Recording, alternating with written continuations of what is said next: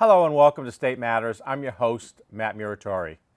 Today, we are so very honored to have with us the official parliamentarian of the House of Representatives, and he's also the official keeper of records for the House of Representatives in the Commonwealth of Mass.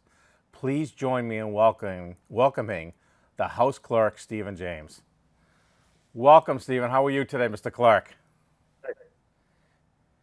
I'm fine, Representative Muratore. It's very nice to be with you today and the citizens of Plymouth and the remaining district. That you have Kingston, and what other communities No, I do you just have, I sir? just have Plymouth. I'm one of the few that has only one community, and actually I represent 11 out of Oh, okay. 15 precincts. So I'm pretty fortunate to live and work in just one community. I think I'm only a handful of probably 3 or 4 that actually have that distinction. So I'm pretty proud of that and pretty happy about that. But we're so happy to have you on, and we And it's talked. a beautiful. It is, yes. I know you've visited many times before. We've talked about that. And off air, we were I talking have. about you. The last time you did a show in Plymouth was about 20 years ago with my predecessor, Vinny DiMacedo. I think it might even been longer. I think it was 1999 or 2000, Wow, wow. and drove to Plymouth and did that show. I suspect that many of your viewers I don't remember it for some reason. I don't know why, but hopefully we can give them a little refresher. I bet some of them do, and of course everyone knows and loves Vinny too. So and he sends his best regards to you as well. He's doing really well. Speaking of that, I want to get Yeah. into your bio a little bit and your career. I mean, you've been at the State House since 1964. So let's talk about who Clerk Stephen James is. You know, where you grew up and how you got to where you're at. Well, thank you. I am very blessed to have been in such an exciting environment for my adult life. And I started really as a page in the House of Can you Representatives. explain what that is to people In that don't know? during, I sure will. Okay, so a page, we only have a couple of pages now, but back before there were legislative aids, there were a large number of pages, probably 30 to 40 pages, all men at the time, but then later women were incorporated into the group of pages, um, and a welcome change. But we performed errands for the representatives, so we would sit in the chamber, in the front of the chamber. Representatives would activate a light that showed up on a board and that the pages could see.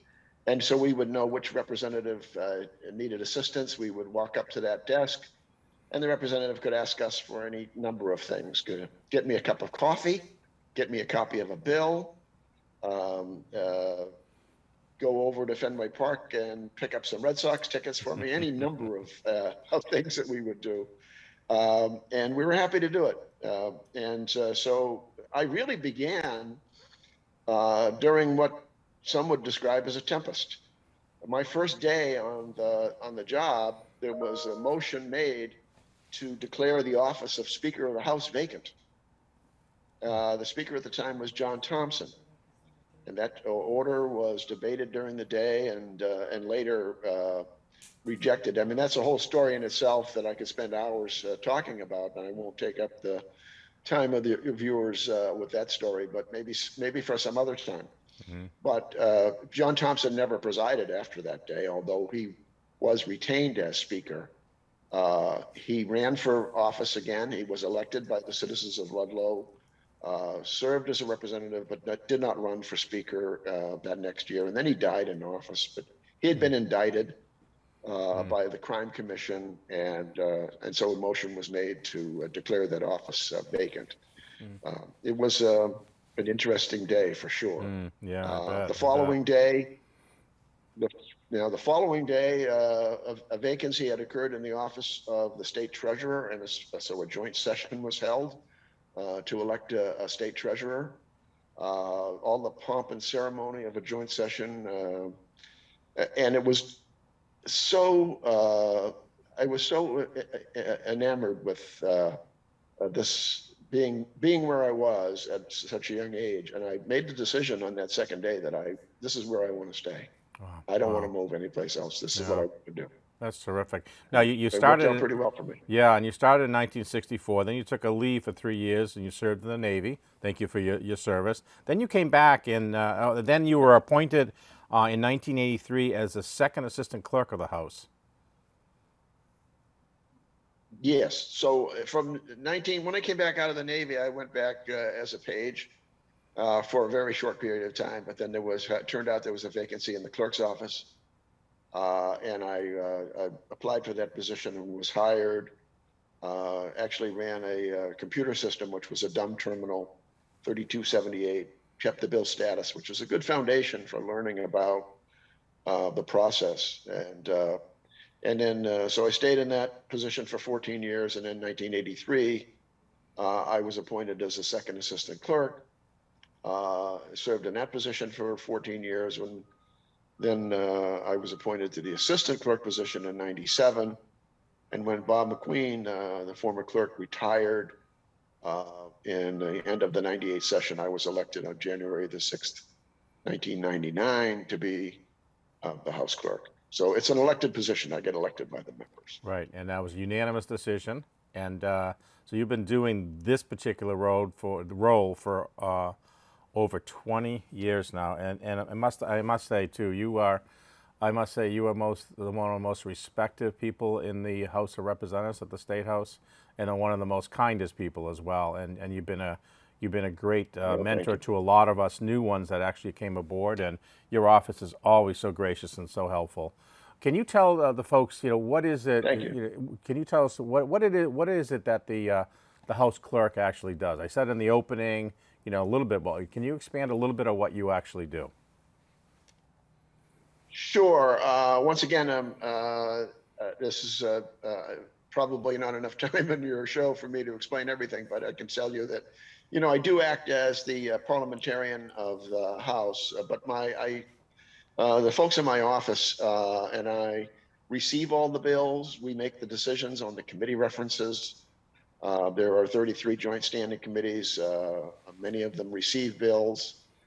So we make those major decisions on which bills are being referred to which committee. Massachusetts being one of the only 3 states that allows a professional to make those decisions. Most states, those decisions are political in nature.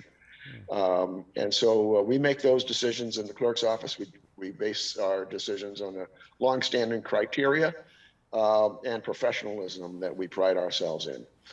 We also receive, once those bills are referred to committees, we'll receive the committee reports. And we once again make decisions as to what the next step will be for the bill upon being reported by committee.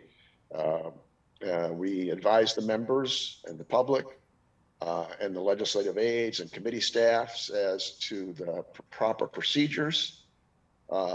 We maintain the records regarding the bill history so that people can see where a bill is. We navigate the bill through the process regarding its committee and chamber operations. We send the original papers. There's one set of papers. The original papers, we haven't gone totally digital yet, but we make sure that those flow properly to either to the Senate or to the engrossing division or to the governor's office. We receive governor's messages. We receive reports from agencies. The list goes on and on and on and on and on. We are a very busy office. We maintain the roll call system so that people can see how representatives voted on issues. And we pride ourselves in transparency and putting all of that stuff out on the website, all of that information that you guys do a great job too. provide Yeah, you do a great job at that. Thank you. Now, We take great pride in it. yeah, one of the things I want to get into now is, and this is very fascinating to me, and as well I think people is you presented us with a PowerPoint that I want to get into right now about how an idea becomes a bill, and a lot of people have this misconception that it's just legislators that have the ideas and bring it forward, but anybody can have an idea and bring it forward. So I want to bring up this PowerPoint you have now on how an idea becomes a law. So if you could run through this for us a little bit, that it talks about a citizen calls his legislator Certainly. with an idea. Be Yeah. happy to do so. So the first page here is it shows how an idea becomes a law. There's a graphic of a light bulb with an idea, and the scales of justice here, and so legislators often come up with their own ideas, and many of them, and good ones, and some not so good. But those measures get filed with our office. The scenario here is that excuse me one second while I get this. For some reason, it's not moving. So it's the filing So I itself. would The just go legislator through drafts the bill. Yeah. Yes. So Yep. the legislator drafts a bill. In this particular case, a citizen has given the legislator an idea. The legislator likes the idea and decides to file legislation on behalf of the citizen. The legislator can do a couple of different things. The legislator could sign his or her name to it as one of the co-sponsors. So there's two different areas for a legislator to add his or her name. One is be the primary sponsor, and another is an area where those people who are praying for the legislation include their names. So sometimes a legislator likes the idea, will become the primary sponsor, and also become one of the co-sponsors in the petitioner areas praying for the legislation. Other instances, a legislator might not like the idea, but as a courtesy will file the legislation for the citizen, and select by request. And by request is pretty much reserved for those instances where a legislator is opposed to the idea. So if a legislator selects by request on the filing application, their name is not allowed to be down as one of the petitioners. So, Got it. So the filing takes place, and when it does, it's filed electronically. So going back around 2004, our office adopted a practice of only allowing for electronic filing of documents. We've enhanced that capability since then. I'm very proud of what we did. We were able to save the Commonwealth millions and millions of dollars in printing costs, and at the same time provide better services to the public by allowing those measures to be available immediately on the legislative website. So citizens can, or legislators or staff, can see those measures as filed directly out onto the website almost immediately from the time they're filed. Right. Now, when you move on to joint, can you talk about joint committees and versus House or Senate committees? Yes, sure. So we, in the clerk's office, we receive all of these bills filed electronically. And then my staff and I look at them and we make decisions as to which one of the joint standing committees will receive that subject matter, as I said, based on longstanding criteria. The committees will then and there are 33 of those, correct? Hearing. So 33 joint standing committees. Yep. Not all of those committees receive bills. Okay. So I would say offhand, I think about 27 or so, 25 to 27 are receiving bills, and those committees will set up a public hearing. The public hearing, anyone can testify, and then the committee will make a report. The difference between the joint standing committees and the House standing committees or Senate standing committees, and the joint standing committees are made up of representatives and senators sitting on the same committee. That I've done a little bit of research. I believe the joint committee process goes back to around 1740s when the council and the assembly split. And they started to have, prior to that, they had committees that were only of that one body, but then when they split, they decided to continue with joint committees. And so that process has continued. But the secondary committees are the House committees or the Senate committees. So we try to make references, these would be the Senate clerk and I, who both take oath to be impartial, by the way, would make these references to the joint standing committees. And when the joint standing committees make their reports, if those reports are favorable, they're to be made to the chamber where the measure was first filed. So if it was filed by a representative, it's going to get, and if the committee is deciding favorably, it's going to get reported to the House. My staff will then look at it and make a determination of whether or not it needs to go to another committee, which it always does, but we need to know which of these joint standing committees should it go to. There are a number of them as identified in the PowerPoint. Well, first thing we look for to see if there's any healthcare component to the bill. If there's any healthcare issue, we refer to a joint standing committee on healthcare financing. If there's no healthcare component, the next thing we look for is to see if there's any legislators who might be sitting on a commission or a committee. That would go to the Joint Rules Committee. And then the third thing we look for is whether or not it has any bonding issue. That was sending it to the Joint Bonding Committee. Those are the three joint standing committees that get legislation as a secondary committees. Excuse me. And the other committees might be the Committee on Ways and Means. So if something doesn't have healthcare component to it, it doesn't have legislator sitting on a commission, doesn't have bonding, my staff and I will look at it to see if there's any finances of the Commonwealth involved. And that at that point, we'll refer it to the Committee on House Ways and Means, our Finance Committee. Yeah. If none of those things apply, we'll refer it directly to the Committee on Steering Policy and Scheduling, and they will, in fact, schedule it for consideration by the House. They have 30 days. Okay. And there's about 6,000 bills that are filed each session. Is that correct? Yes, about 4,000 somewhat in Okay. the House, and 2,000, 2,500 in the Senate. So, Okay. And they all have to have a hearing. and so, yeah, everything is required to have a hearing, and so we take our charge under the rules. So there's a rule that says that every bill shall be heard. And there's not a lot of wiggle room in that. So except for sometimes we might refer a bill to a committee and we make the wrong decision.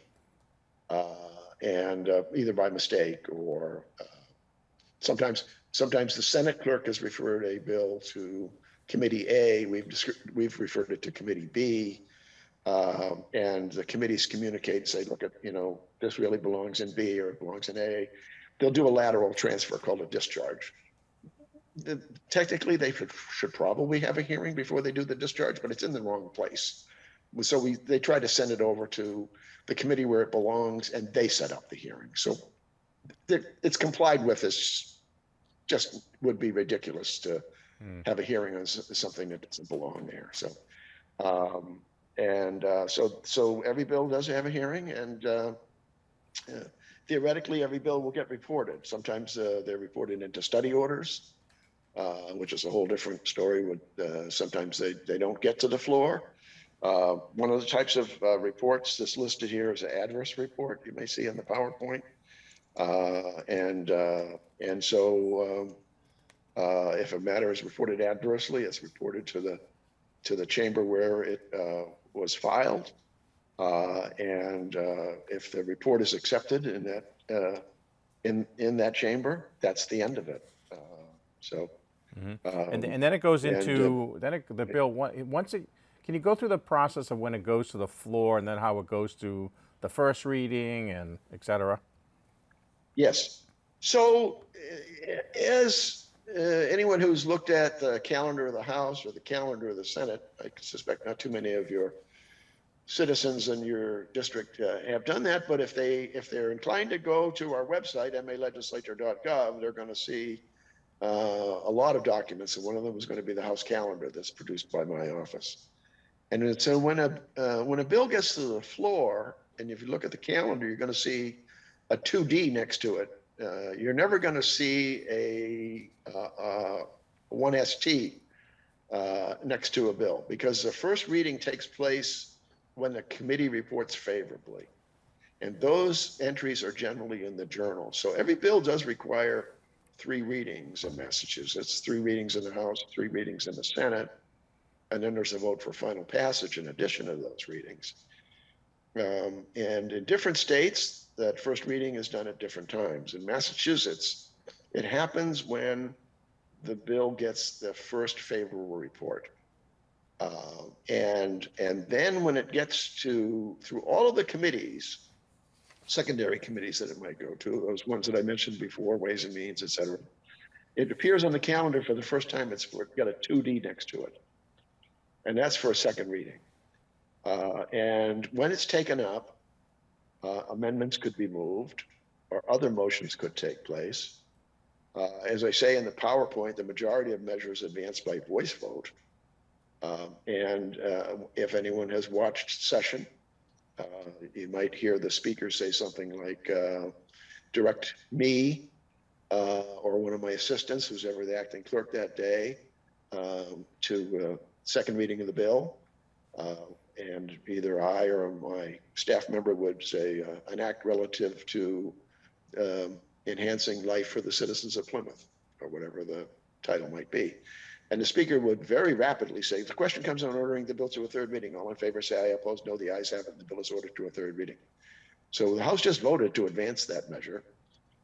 If someone objected to that, which I can't imagine why they would, but if someone objected to that bill, they would holler pass. And that would provide an opportunity to go back and get it later on that day and to debate it and take a roll call if necessary. So once the bills are ordered to a third reading, they go to the Committee on Bills in the third reading. And the Committee on Bills in the third reading is charged with making sure that the bill is properly drafted. So bills filed in Massachusetts don't go through a drafting division as they do in other states. They're drafted in the middle. They're corrected, I should say. They're drafted when they're filed.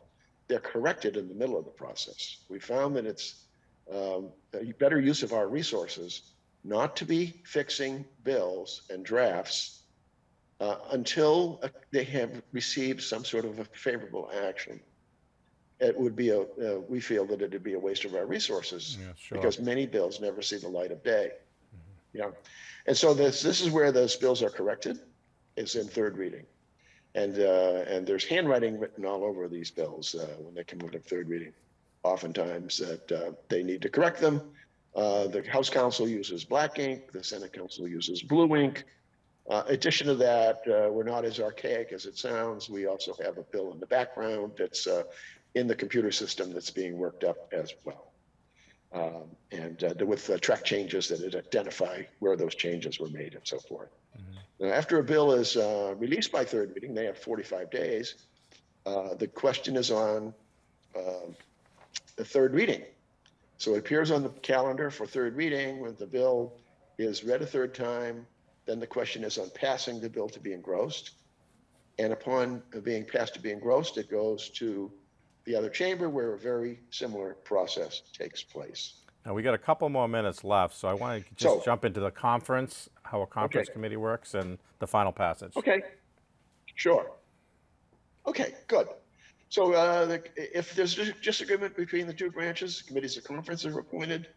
Those consist of 3 members of the House and 3 members of the Senate. This is a long-standing remedy of parliamentary law that's been developed over the centuries to resolve differences that flow to a conclusion. When a committee of conference sits, they make a decision, they make a report. Their reports are not amendable.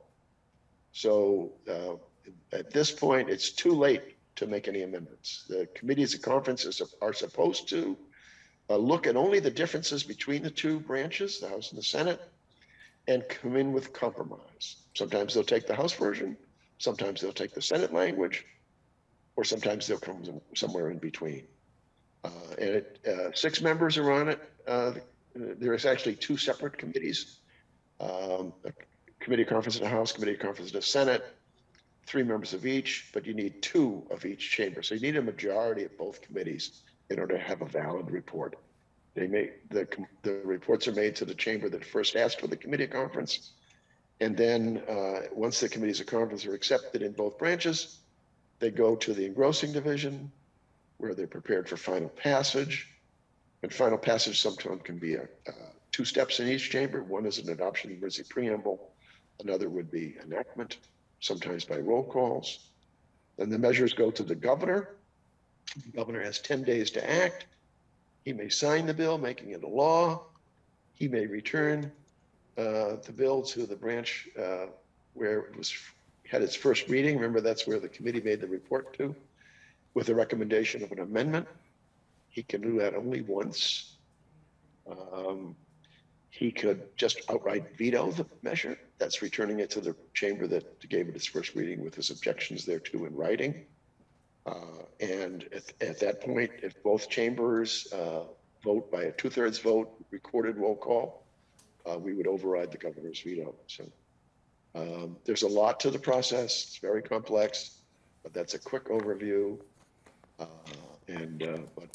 like I say, I'm happy to come back anytime. And Yeah, no, discuss it this is wonderful. Thank you so much for doing this. And again, your office has done a fantastic job. Real quick, during the pandemic, how have you been able to continue services? Interesting question, and I'll try to be quick in my response. We got about a minute left. Yeah. So we adopted emergency rules. First of all, we made a determination that a quorum, which is required in the Constitution and in our rules, did not specify that people had to be in the same room. And so we were able to develop emergency rules that the House adopted, and we've been operating under those rules, which allow members to vote remotely.